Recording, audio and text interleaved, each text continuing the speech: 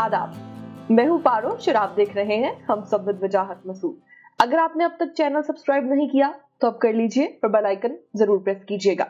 आज हम बात करने जाएंगे इमरान खान की जेल भरो तहरीक के ऊपर, उसकी हिस्ट्री के ऊपर और फिर उसके रिजल्ट्स क्या मुमकिन तौर पर हो सकते हैं, इस पे बात होगी। पहला सवाल ये कि सर, बरे सगीर के अंदर जो एहतजाज है उसकी क्या तारीख है? बरसगीर में सियासी एहतजाज 1905 की तकसीम बंगाल के खिलाफ कांग्रेस ने शुरू किया था। फिर इसके रद्द-ए-अमल में सरकारी तौर पर जो टेक्निक अपनाई गई वो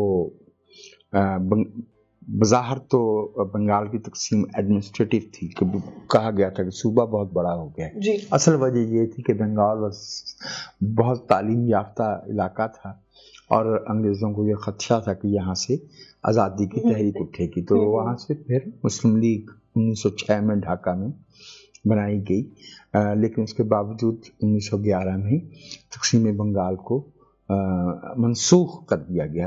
दैट इज द बिगिनिंग।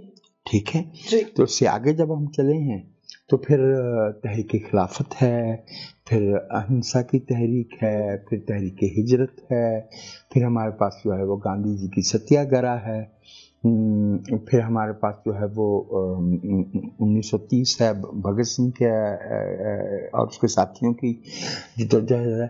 जो बरसगीर की तारीख में सियासी एहतजाज की सबसे मुअस्सर तहरीक चली है वो क्विट इंडिया मूवमेंट थी जी, जिसने जो है वो मुकम्मल तौर पे ब्रिटिश गवर्नमेंट को हिला के रख दिया, और चूँकि तंजीमी ढांचा बहुत मजबूत था कांग्रेस का। सो quit India movement is considered the high point of political protest which could bring some change, which could bring government down to its knees, जो कि हुकूमत को इसकी घुटनों पे झुका सकता था। इस बीच में अराउंड एक्ट 1919 का, जिसमें जलियांवाला बाग की फायरिंग हुई है, जिसमें जो है वो सैकड़ों हिंदुस्तानी जो है वो शहीद हुए हैं, वो भी सियासी एहतजाज ही का में एक बहुत बड़ा चैप्टर है। तो बरसगीर में सियासी एहतजाज जो है ये हमारी आज़ादी से, इन सब की हमारी तहरीक आज़ादी से इसकी सकाफत होती है। अच्छा, फिर तहरीक आज़ादी, उसके बाद हमारी कामयाबी, फिर क़याम पाकिस्तान के बाद सियासी एहतजाज ने क्या सूरत हाल इख्तियार की? देखिए, इसमें कुछ नापसंदीदा हक़ाइक़ हैं जो बयान करना पड़ेंगे। जुलाई 1946 में मुस्लिम लीग ने क़ायद आज़म की क़यादत में डायरेक्ट एक्शन की कॉल दी थी 16 अगस्त 1946 के लिए, जिसे उर्दू वालों में रास्त इक़दाम कहा जाता है। उसमें एक ही दिन में जो गवर्नमेंट जो है वो बंगाल में मुस्लिम लीग की थी और वज़ीर आला हुसैन शीर सोहरावर्दी थे, तो एक ही दिन में 5000 हिंदू मारे गए कलकत्ता में। उसकी तफसीलात बहुत तकलीफदेह हैं। उसके बाद नवाखली में, जो ढाका के करीब एक मकाम था, वहाँ पे भी हिंदू माइनॉरिटी थी, उनके खिलाफ एहतजाज हुआ। फिर कांग्रेस के पास जवाब में सरदार पटेल थे, जो तासुब में और इस किस्म की हरकतों में हम पल्ला थे। उन्होंने फिर बिहार में मुसलमानों के साथ वही किया। ये वही मजलूम बिहारी हैं जो बेचारे वहाँ से जान बचा के भागे थे और बंगाल में गए थे, ईस्ट बंगाल में गए थे, और फिर उनके साथ जो 71 में हुआ वो सबके सामने है। पाकिस्तान जब बना है तो यहाँ पे सियासी एहतजाज बहुत इब्तिदाई में शुरू हो गया था, क्योंकि जो उस वक्त NWFP था उसमें हुकूमत जो है वो कांग्रेस और सुर्खपोशों की थी, और उसे 21 अगस्त को हुकूमत को तोड़ दिया गया। तो उस पर एहतजाज शुरू हुआ।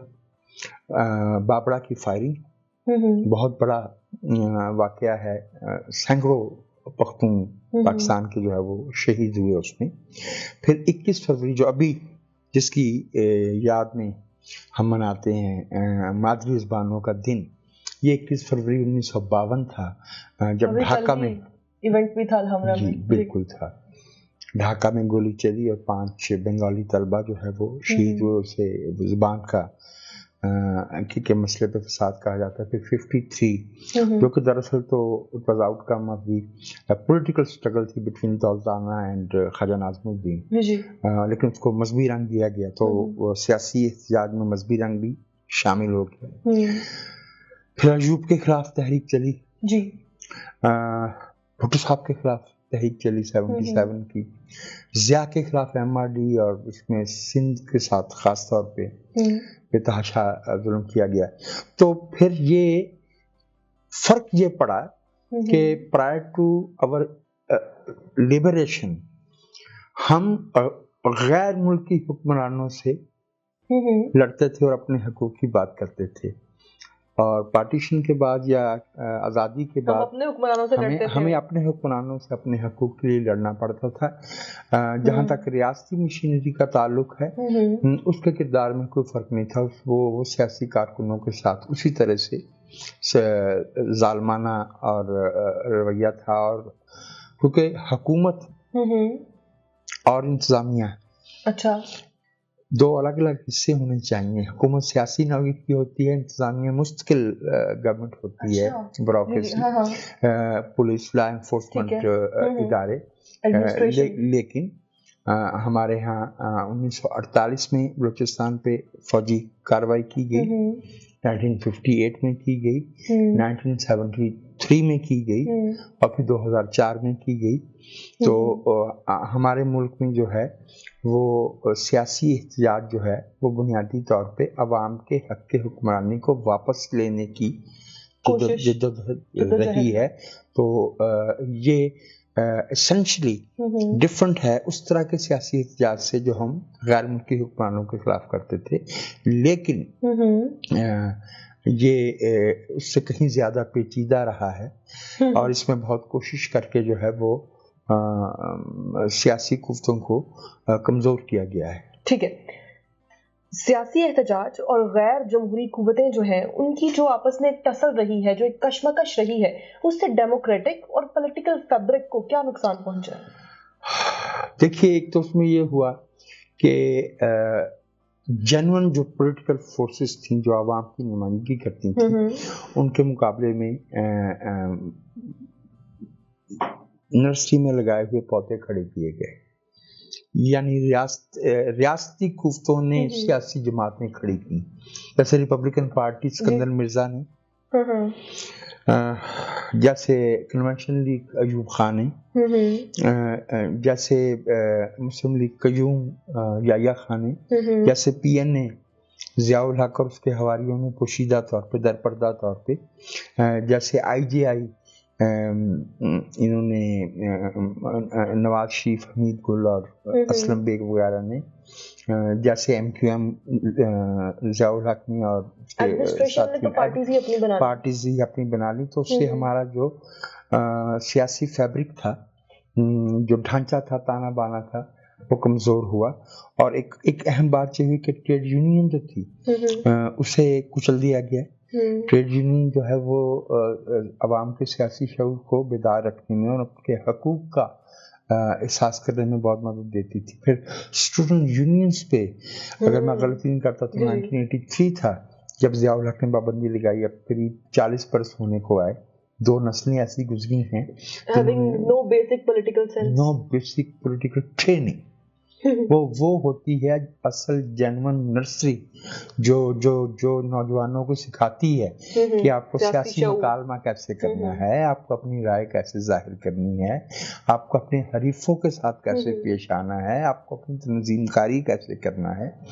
پھر اسی کے نتیجے میں چونکہ ہم نے سیاسی جماعتوں میں بھی اپنے لوگ جو ہے وہ شامل کر دیے جنہیں ہم نے الیکٹیبلز کا نام دیا. وہ الیکٹیبلز نہیں ہیں, وہ ریاستی قوتوں کے کولیبوریٹر ہیں, وہ مقامی سطح پہ جرائم پیشہ لوگ ہیں, اور موسٹلی آف کورس کوئی کمیونٹی بھی جو ہے وہ سنگل سلیب نہیں ہوتی. تو ہمارے سیاسی احتجاج کی جو تاریخ ہے, جو ثقافت ہے, اس میں جسے وہ شاعر نے کہا ہے نا کہ اب اس میں اپنی صورت زیبا نہ دیکھیے، اب دل کے آئینے میں کئی بال آ گئے.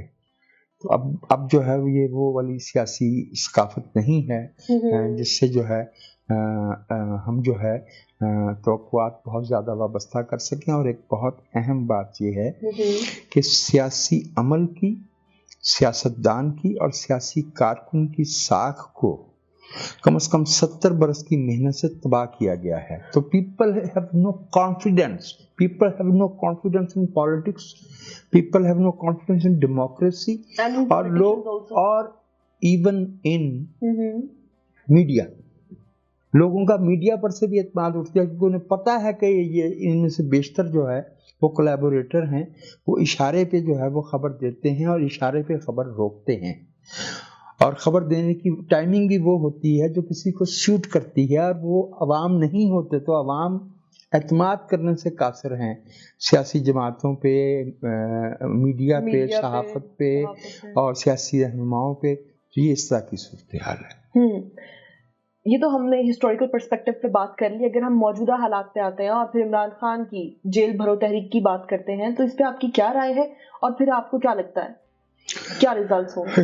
اس کے کوئی ریزلٹس نہیں ہوں گے. عمران خان صاحب نے پچھلے ایک برس میں جس طرح کی سیاست کی ہے وہ اپنا ایک بھی ہدف حاصل نہیں کر پائے. اچھا. نہ وہ جو ہے وہ نئے انتخابات کی تاریخ لے پائے، انہوں نے قومی اسمبلی توڑی اس میں ناکام ہوئے، انہوں نے صوبائی اسمبلیاں توڑی تو اس میں وہ نئے انتخابات کی تاریخ لینے میں اب تک ناکام ہے. اور ان کی جو سپورٹ بیس ہے وہ بنیادی طور پہ پولیٹیکل ٹریننگ سے یا پولیٹیکل اورینٹیشن سے خالی ہے. سو آئی ہیو سیریس ڈاؤٹس. میری نظر میں یہ تحریک جو ہے یہ ایک علامتی حیثیت تو شاید رکھے لیکن یہ گراؤنڈ پہ کوئی فرق ڈالنے میں کامیاب نہیں ہوگی، سوائے اس کے کہ جو سیاسی انتشار ہے اس میں اضافہ ہوگا، اس میں طوالت آئے گی. لیکن اگر آپ یہ کہیں کہ یہ کوئی اس طرح کی سیاسی تحریک ہے جسے